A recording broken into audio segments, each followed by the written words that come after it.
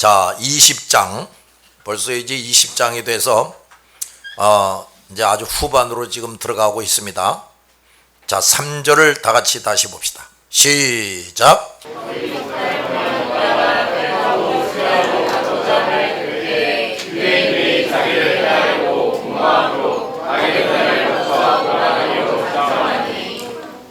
바울은 헬라라는 것은 지금으로 말하면 그리스가 있는 데를 말합니다. 헬라에서 마지막으로 해야 할 일들을 마친 후에 수리아, 이 수리아라는 것은 지금으로 말하면 터키를 중심한 그 일대를 말하는 거예요. 그리고 이스라엘도 여기에 포함이 됩니다. 자, 수리아로 갑니다.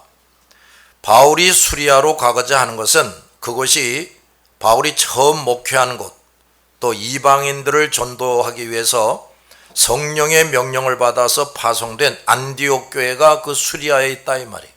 거기를 방문하려고 한 것입니다. 그런데 바로 그때 유대인들, 여호와 하나님을 섬긴다는 유대인들이 바울을 해하려고 공모하는 것을 알게 되었다 그랬어요. 주님은 바울이 로마에 가서 이제 죽기 전에, 순교하기 전에, 바울을 통해 하실 일을 마치기 전에 이 수리아에서 죽도록 내버려 두지 않으시는 겁니다. 유대인들의 음모를 바울이 알게 하셨고 그것을 피하도록 도와주셨어요. 바울은 종종 이런 위험을 피하기도 했습니다. 하나님의 일을 하는 사람들은 일부러 악인들의 수중에 자신을 내어주어서도 안 되는 겁니다. 우리는 하나님께서 계획하시고 허용하시는 환난을 기꺼이 당하지만 그 외에 불필요한 자리, 쓸데없는 자리로 들어가서는 안 됩니다. 이것을 잘할 수 있는 영적 분별력을 갖춰야 하고 또 성령과의 교통이 있어야 돼요. 자, 여기서 바울이 배 타고 가려다가 유대인들이 악한 공모를 하고 있다는 것을 알게 되자 육로로 노종을 바꿨어요. 이것도 그저 인간적인 판단이나 사람들의 권유 때문이 아니라 전적으로 성령의 지시와 인도를 따라서 실행하는 것입니다. 이때 유대인들은 바울의 사역을 방해하는 정도가 아니라 아예 죽이려고 했어요. 그들은 자신이 사탄에게 사로잡혀 있는 줄도 모르고 점점 더 주님과 주님의 일을 악하게 대적했습니다. 여호와를 섬긴다는 자들이 악령에게 붙잡힌 자들이죠. 이 악한 영에게 붙잡힌 자들은 그 사실을 깨닫고 진정으로 회개하기 전까지는 악령의 주구 노릇을 열심히 합니다. 악령이 시키는 대로 개 노릇을 한다고 말이에요. 우리 주변에도 이런 사람들이 참으로 많이 있어요. 심지어 교회 안에도 이렇게 악령에게 사로잡혀서 못된 짓을 하는 사람들이 얼마든지 있을 수가 있어요. 이런 일은 예수께서 이 땅에 계실 때에서부터 줄곧 있어 왔습니다. 그런데 어떤 일꾼들과 목사들은 이런 사람들, 이 악령에 붙잡혀 있는 사람들의 비유를 맞춰주고 그들에게 아첨도 하고 그들의 일에 동조하거나 또 그들이 못된 짓거리 하는 것을 묵인합니다. 이들이 바로 다 거짓종들이란 말이에요. 진실한 하나님의 사람들은 그들의 대적 행위를 점점 더 심하게 겪을지언정 결코 그들의 악행에 동조하거나 타협하지 않습니다. 그래서 하나님의 사람들은 이 수많은 악령들이 내세우는 핍박자, 대적자들의 저항, 이 저항을 점점 더 당할 수밖에 없어요. 이것을 끝까지 이기고 견디는 사람이 그리스도를 머리로 한 그리스도의 지체요, 예수님의 뒤를 따르는 사람이요, 예수님의 종인 것입니다. 자, 4절 시작.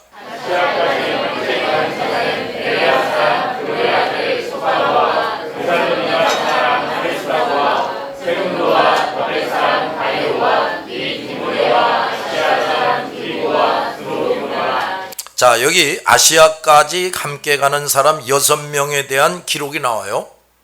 잘 들어보시기 바랍니다. 이 제자들의 이름은 성경 여기저기에 나와요. 소바도는 로마서에, 아리스다고 사도행전에, 가이오도 사도행전에, 디모데 들어보면은 사도행전, 디모데 후서, 또 두기고는 여러 군데에 나옵니다. 이 제자들은 당시 이방교회라는 말은 이방 세계에 세워진 교회들을 말하는 거예요. 이 이방 교회들을 대표하는 지도자들이었어요. 소바도, 아리스다고, 세군도는 마케도냐의 교회들을 돌보는 지도자들입니다. 가이오와 디모데는 갈라디아 교회들, 또 두기고와 드로비모는 아시아 교회들을 돌보고 대표하는 사람들이었어요. 이 사람들은 바울과 동행하며 예루살렘 교회를 위해 구제 헌금을 가지고 가기도 했어요. 그만큼 이들은 각 지역 교회들과 바울에게 신임을 받는 사람이었어요. 따라합시다. 신임을 받는 사람.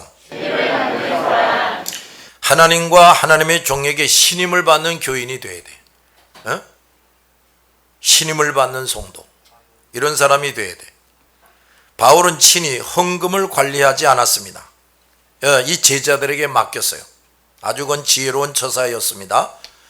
중대하고도 공적인 일들은 공평하게 여러 교회의 대표자들이 가담하여 함께 수행하게 했어요. 우리는 이것을 통해 당시 모든 교회가 진정으로 하나였다는 것, 또 하나님 앞에서 중요한 일들을 신중하게 처리할 줄 알았다는 것을 알 수가 있습니다. 바울은 자신이 마지막 사명, 이제 로마에도 전도해서 순교해서 죽는 게 그게 마지막 사명인데, 그 마지막 사역을 수행함에 있어서 제자 중에 대표적인 제자들, 각 지역 교회들의 대표자들인 제자들을 불러서 동행하게 했어요. 이후의 기록들을 볼 때 그 이유를 알 수가 있습니다. 첫째, 바울은 교회들을 잘 가르치고 지도하는 제자 중의 제자들, 이 제자들이 자신의 마지막 사역을 따라다니면서 보면서 그동안 배운 것들에 대한 마무리 교육을 받게 하기 위함이었어요. 바울은 에베소를 떠나면서부터 로마에 가기까지 다시 여러 지역의 교회들을 순방하면서 마지막 정료를 쏟아서 한 일이 뭐냐, 각 교회 지도자들과 성도들에게 무엇을 어떻게 가르치는가를 이제 이 중요한 제자들이 자세히 보고 배우게 하는 겁니다. 실습을 하게 하는 거죠. 이 제자들은 바울의 마지막 가르침을 보고 들으면서 그동안 스승에게서 보고 배운 것들을 총정리하고 그 모든 것을 자신들에게 확실하게 각인시키게 되는 겁니다. 우리도 지금까지 그리스도께서 깨닫게 하시고 배우게 하신 귀한 것들을 시간이 지날수록 보다 분명하게 정리할 줄 알아야 돼. 잊어버리고 헷갈리고 그러면 안 된다 말이야. 또 하나도 잊어버리지 않고 더 분명히 내 영혼 속에 새겨야 합니다. 이런 일을 하는 과정에서 그동안 내가 주님 앞에서 하는 일 중에 실수하거나 잘못하는 것들도 발견해내고 바로잡는 일을 해야 돼요. 많은 일꾼들이 자기가 일을 열심히 하긴 하는데 실수하고 잘못한 것을 발견하고 바로잡는 일을 이걸 성실히 반복해서 하지 않고 있어요. 그래서 할 일을 하지 않고 지나가거나 실수를 고치지 않고 계속 실수해 나가는 어리석음을 범하고 있어요. 또 우리 가르치는 사람들은 배우는 사람들에게도 이 일을 잘하게 해야 합니다.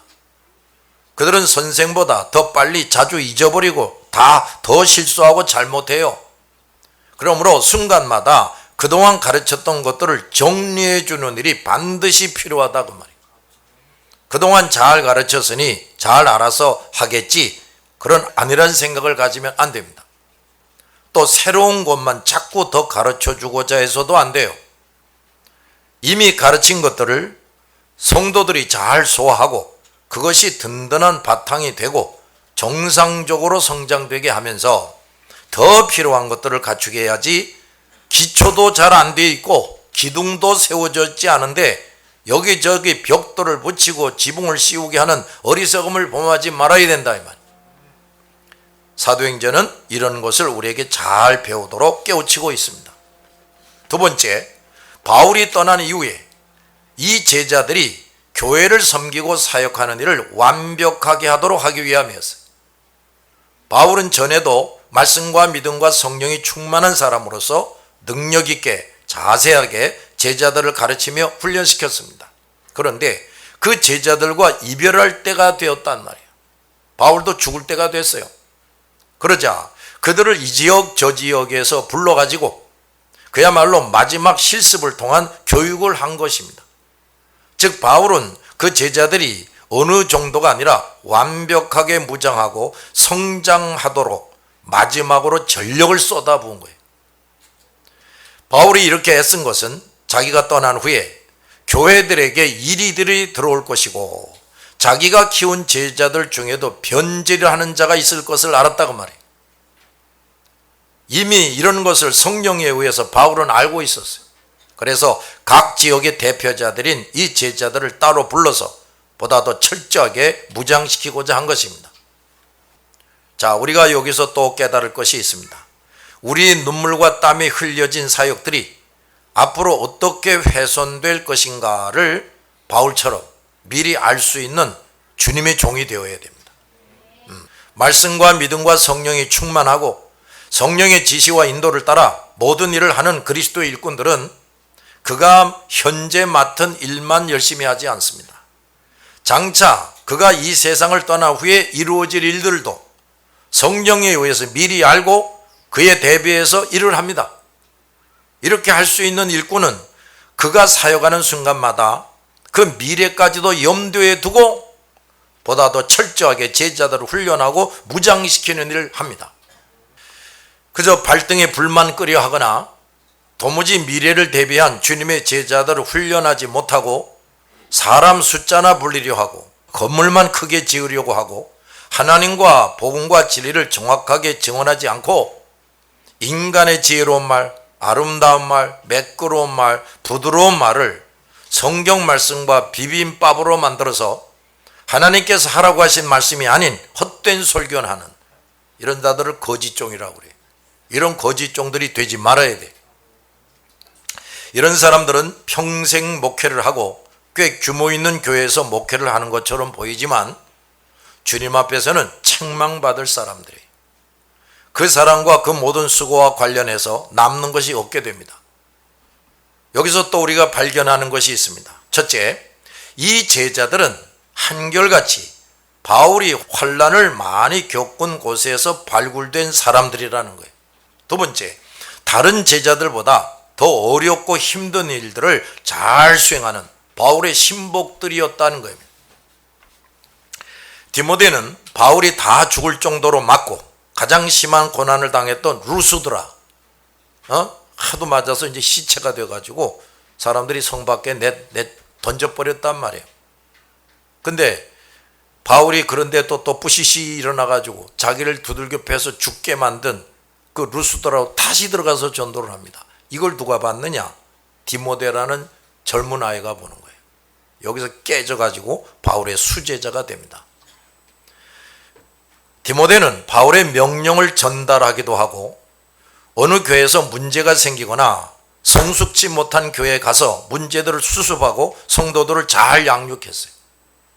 그는 책임감이 투철했고 어떤 어려움이 있어도 자기 임무를 완수했습니다. 그는 젊은 시절에 육체가 허약하고 병들 정도로 쉬지 않고 충성스럽게 자기 사명을 수행했어요. 디모데는 연락병 역할도 하고 개인과 교회를 치유하고 양육하는 목회자 역할, 또 바울의 뒤를 이어 바울의 제자들과 교회들을 지휘하고 통솔하는 일들까지 했어요. 또 핍박이 심했던 데살로니가, 이 데살로니가에서는 누구를 만났느냐? 아리스다고를 만납니다.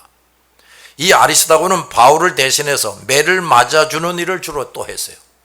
그는 누구보다도 신체가 튼튼한 제자였던 것 같습니다. 또 서신서를 보면 이 아리스다고가 여러 교회를 다녀가면서 바울의 말을 잘 전달하고 모아진 헌금을 안전하게 전달하는 일도 잘했어요.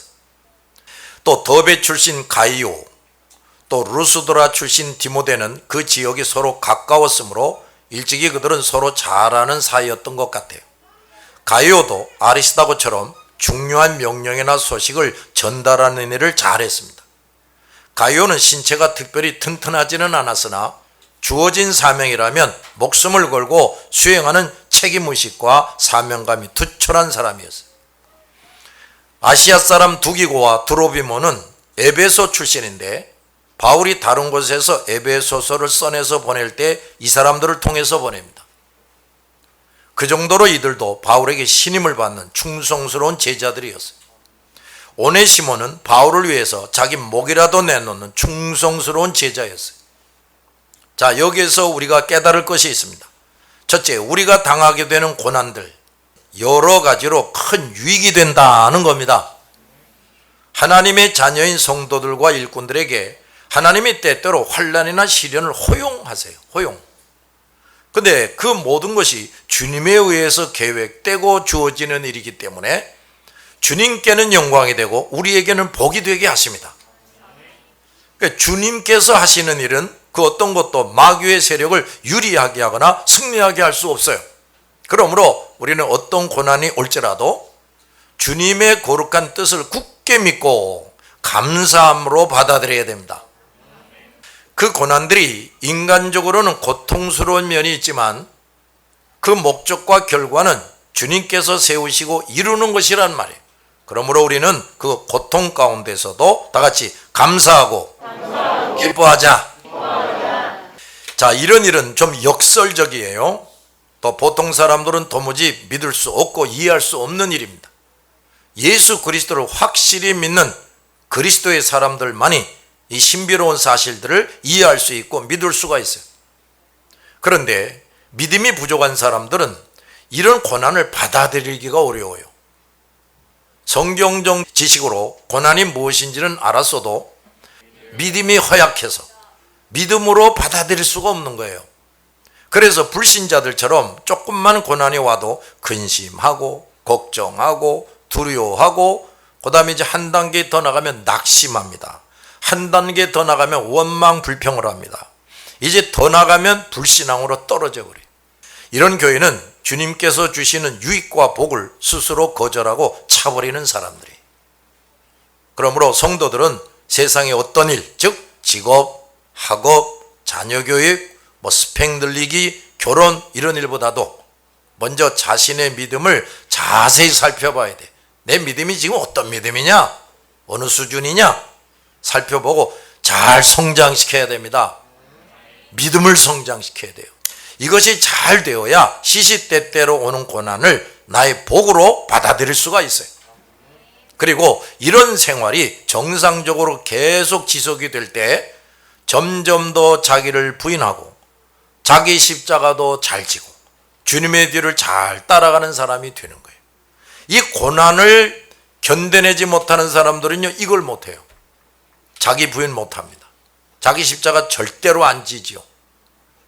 그러면서 신앙생활한다? 그 사람은 신앙생활하는 게 아니라 지금 마귀를 따라가는 사람이에요. 주님의 나라와 의를 이룰 수도 없습니다. 그러니까 말씀부터 지키자. 사명부터 열심히 감당하자. 이게 안 되는 거예요. 믿음이 없으니까. 이런 사람은 영육간의 모든 삶을 주님이 책임져 주실 수가 없어요. 가자. 어떤 일이 있어도 말씀부터 지키고 사명부터 열심히 감당하고 그러느라고 손해보고 핍박당하고 이런 걸 하면은 하나님이 그 사람을 책임져 주시고 돌봐주십니다. 두 번째, 주님께서 주시는 고난을 정직하게 받고 감당하는 일꾼들을 보시고 그 사람에게 그의 제자가 될 사람들을 붙여주신다는 겁니다. 그 이유가 뭐냐? 첫째, 주님께서 주시는 고난을 믿음으로 받아들이고 달게 받는 사람이라야 주님께서 인정하시는 제자가 되기 때문이에요. 많은 목사, 지도자, 전도자, 선교사들이 주님이 주시는 고난을 회피합니다. 고난 안 당하려고 그래요. 오히려 그때마다 자기의 유익과 안위를 택하고 사명을 뒷전으로 미루거나 포기도 합니다. 심지어 불의와 타협합니다. 그래서 주님께 불합격 판정을 받아서 주님의 제자의 반열에서 그 자신이 먼저 제외되는 거예요. 이런 사람들이 혹 자기가 있던 자리에 그대로 있으면서 선교사 일을 한다, 목사 일을 한다 하더라도 주님은 결코 그들과 함께 하시지 않습니다. 그들의 기도도 들어주시지 않아요. 따라서 이들은 그저 자기의 생각과 인간의 방법으로 주님과 상관없는 일들을 하고 있는 겁니다. 두 번째, 어떤 고난도 달게 받고 정직하고 충성스럽게 사명을 수행해 나갈 때 주님께서 제자를 키울 수 있는 사람으로 인정해 주시기 때문에, 이것은 지극히 당연한 이치입니다. 사람을 붙여줘 봐야 쓸모없는 사람을 만들 수밖에 없는 가짜 제자에게 제자가 될 귀한 사람을 붙여주실 리가 없다고 말해요. 이런 이유 때문에 평생 목회를 잘 수행했어도 한 명도 제자다운 제자를 길러내지 못하는 목회자와 지도자들이 나오는 겁니다. 그가 학벌이 부족하고 인물이 못나고 아무 일도 안 하고 도무지 일을 안 해서가 아니에요. 세 번째, 그리스도께 인정받지 못하고 진실되고 충성되지 못한 종을 통해 성령께서 다른 사람의 영혼을 감화 감동시키지 않기 때문이란 말이에요. 성령께서 인정하시고 함께 하시는 사람에게 사람들을 붙여주십니다. 성령께서 이끄시지 않으면, 성령께서 쓰실 만한 사람이 결코 내게 올 수 없어요. 또 성령께서 감화 감동하시지 않으면 성숙한 신자가 되어 나와 내 사역에 감동받고 열심히 따라올 사람이 없게 돼요. 그러므로 우리의 사역에서 진정한 열매가 있으려면 먼저 우리 자신이 성령께서 인정하시고 함께 하시고 도우시는 그리스도의 제자가 되어야 합니다. 성령의 역사가 반드시 수반되는 사람이 되어야 돼요. 그런데 이렇게 하지 않고 여러 가문이설로 수많은 사람들을 자기에게로 모으고 제법 큰 건물도 짓고 유명한 목사 노릇을 하는 거짓 종들이 있어요. 이들은 결코 성령께서 인정하시고 함께 하시고 도우시는 사람들이 아니므로 이들에게 짧은 시간에 모여든 그 사람들 또한 성령의 역사에 의해 몰려드는 사람이 아니란 말이에요. 따라서 그 사람들은 제자다운 제자가 될 수가 없어요.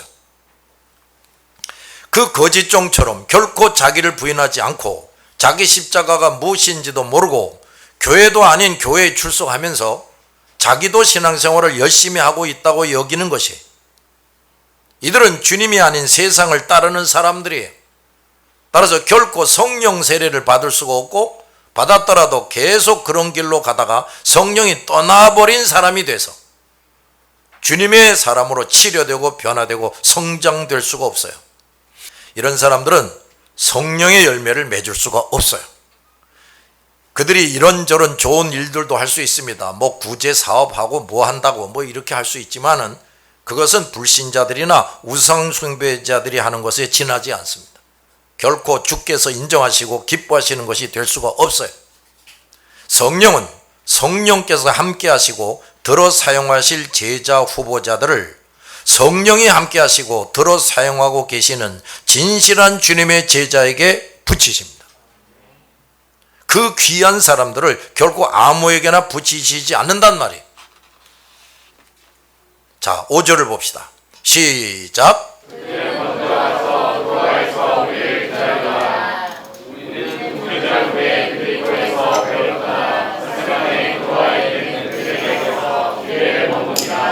자, 바울의 제자들이 먼저 가서 드로아에서 바울과 또 다른 제자들을 기다렸다 그랬어요.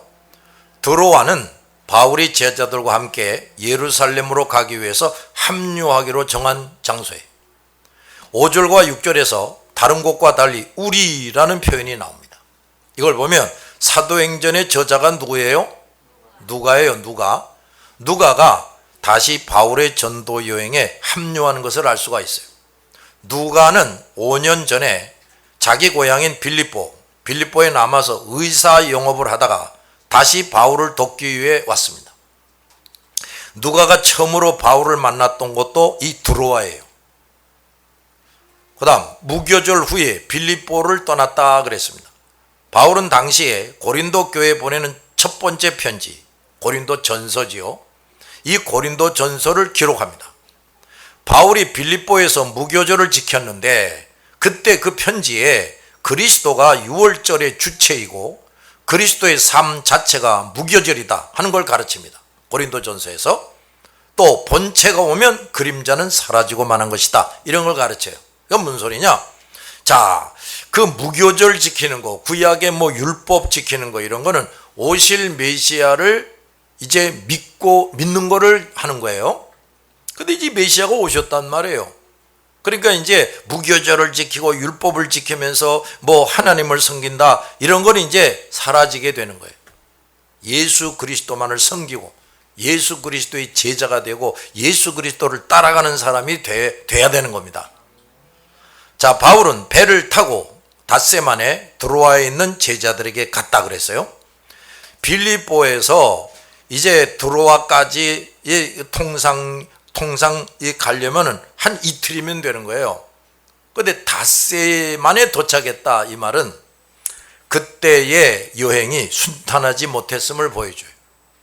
그러나 여기에 자세한 기록은 없지만 바울이 드로아에 늦게 도착한 것도 우연이 아니란 말이에요. 주님의 거룩한 뜻대로 된 것입니다. 주님은 모든 것을 때와 기한을 정하시고 이루세요. 주님의 일에 관해서는 더욱더 그렇습니다. 그리고 그들에게 가서 이레를 머무니라 그랬습니다. 드로아에서 7일 동안 머무는 것도 주님의 세심한 인도에 의한 것입니다.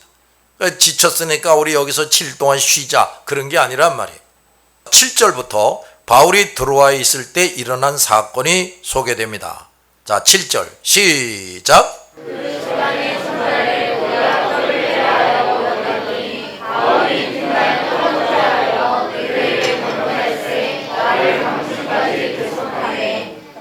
여기 떡을 떼려 하여 모였더니 그 말을 더 잘 번역하면 교제의 식사를 나누기 위해 모였을 때, 그런 말이에요. 자, 바울 일행이 드로아에 머물던 7일 중에 마지막 날의 일이 기록되어 납니다. 제자들은 교제 식사를 나누기 위해서 모였다 그랬어요. 당시 성도들은 떨어져 있다가 안식 후 첫날에는 한자리에 모여서 성경 읽고 명상하고 기도하고 찬송을 불렀습니다. 그리고 유대와 친교를 위해서 식사를 나누었어요.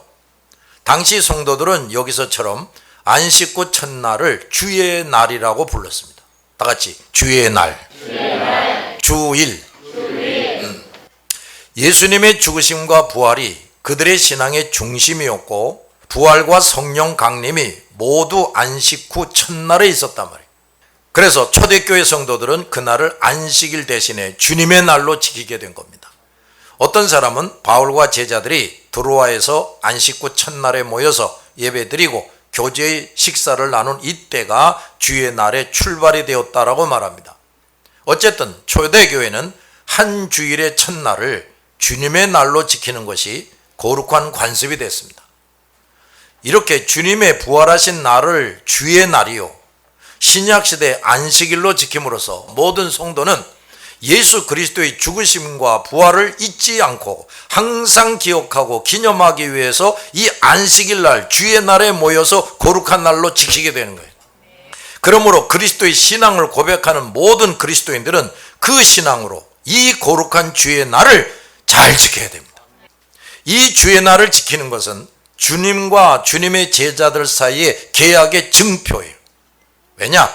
주의 날을 지킴으로써 그들은 주님의 죽으심과 부활을 확실히 믿는다는 것을 드러내는 것입니다. 따라서 주님의 대속의 은총과 영생 부활의 약속을 분명히 받은 자가 되었음을 또 나타내는 겁니다. 이 주님의 날을 지키는 사람들은 주님의 제자라는 사실이 확실해지는 겁니다. 따라서 이 주님의 제자들은 신앙을 바탕으로 엄숙한 집회, 예배를 함으로 이 날을 지키는 거예요. 이렇게 함으로써 그들은 자신들의 구주 예수님께 진정한 감사와 찬송과 영광을 올려드린 겁니다. 그러므로 모든 그리스도의 사람들은 유대인들이 안식일을 지키듯이 이 날을 거룩한 주님의 날로 지켜야 됩니다. 주님의 날을 거룩하게 지키지 않는 사람은 결코 주님의 신앙을 가진 것이 아니에요. 주님의 날을 어떻게 지키는가를 보면 그 사람의 신앙과 저 사람이 제자다운 제자가 됐나 하는 것을 알 수가 있어요. 우리 그리스도인들은 예수 그리스도의 죽으심과 부활을 통해 모든 죄를 사함받고 영생 얻었다는 사실을 가장 보배스럽고 영광스럽게 가슴에 품고 사는 사람들입니다. 날마다 순간마다 언제 어디서나 주님의 죽으심과 부활의 은총을 잊지 말아야 하고 항상 감사와 찬송을 그리스도께 올려드려야 하는데, 한 주간의 첫날 하루, 주님이 부활하신 날은 거룩히 구별해서 안식일로 지키게 하는 거단 말이에요. 이것마저도 더럽힌다. 뭐 이날마저 자신과 가족과 어떤 사람을 위해서 사용한다. 자기 정욕을 만족시키는 일들, 뭐 여행 다니고 잔치하고 어디 직장에 가서 일하고 밭에 가서 일하고 이사하고 데이트하는 등으로 더럽히는 일을 서슴없이 아무 거르낌이나 가책도 없이 하는 사람들은 예수 그리스도를 진정으로 믿는 사람이라고 말할 수가 없어요. 가끔이라도 이 주님의 날을 더럽혔던 사람들도 이 성숙한 그리스도인이 아니란 말이지. 예수 그리스도의 대속의 은총으로 영생 구원을 얻었다는 사람이 그것을 늘 기억하고 기념해서 성도들과 함께 모여서, 따라합시다. 성도들과 함께 모여. 이게 중요한 거야. 주님의 날을 지키지 않는다는 것은 큰 죄악이고 하나님의 진노를 불러일으키는 악행입니다. 그동안 주님의 날을 걸핏하면 안 지키고 더럽혔던 교인은 더 이상 그렇게 하지 말기 바랍니다. 그리고 즉시 회개하고 용서를 받아야 돼요. 자, 주님의 날을 지키는 일은 우리의 형편과 사정에 좌우될 수 없는 일이에요. 어떤 법과 제도도 우리가 주의를 지키는 것을 막을 수 없습니다. 만약 우리 앞에 그런 것들이 오면 우리는 어떤 손해나 핍박을 무릅쓰고라도 그 모든 것에 저항하고 반드시 이겨야 돼. 그들의 요구대로 하지 않는다고 핍박을 당하고 손해보는 것을 두려워해서 그들의 유혹과 강요에 굴복한다면 그것은 하나님 앞에서 다같이 큰 범죄, 또 우리와 우리 자손들에게 다같이 큰 손실, 큰 고통, 이걸 맛보게 합니다. 이런 것을 전혀 알지도 못하고 알아도 묵살하며 주의 날을 더럽히는 사람들이야말로 무지하고 어리석은 사람들이에요. 자, 이제부터 내가 또 소개하는 말을 잘 귀담아 듣기 바랍니다. 옛날 이스라엘 백성들이 말해요, 490년 동안이나 형식적인 신앙생활을 하면서 안식일을 새까맣게 잊어버리고 안 지켰어요. 그런데 그 7분의 1, 490의 7분의 1이 얼마입니까? 70이죠. 딱 7분의 1인 70년 동안을 이스라엘이 멸망을 당하고 모든 재산을 다 뺏기고 남의 나라에 끌려가서 노예살이하는 형벌을 받게 됐어요. 그 이스라엘 백성들은 10년 50년이 아니라 500년이 다 돼가도록 안식일을 지키지 않았는데 이 사람들이 마음으로 이렇게 생각을 하는 겁니다. 별일이 없네, 뭐 하나님도 우리를 벌 주지 않으시는구만, 이렇게 생각을 하는 거예요. 그러면서 마구마구 안식일을 안 지켰어요. 더럽혔어요. 그런데 그렇게 안심하면서 안식일을 안 지키는 시간이 길어질수록 무슨 일이 벌어지느냐? 벌받고 쫄딱 망하는 기간이 늘어나는 겁니다. 그 길어진 시간의 7분의 1인 70년이라는 긴 시간 동안 모든 것을 다 잃어버리고 노예가 돼서 비참하게 살게 됐어요. 물론 수많은 사람이 죽었지. 안식일을 지키지 않는 한 달, 1년이 결코 그냥 지나가지 않습니다. 여러분이 안식일을 안 지켰다면 그 안 지킨 것만큼 반드시 큰 손해를 보고 고통을 당하게 될 겁니다. 알겠습니까? 그리고 이제부터라도 이를 악물고 안식일 똑바로 지키기 바랍니다. 기도합시다.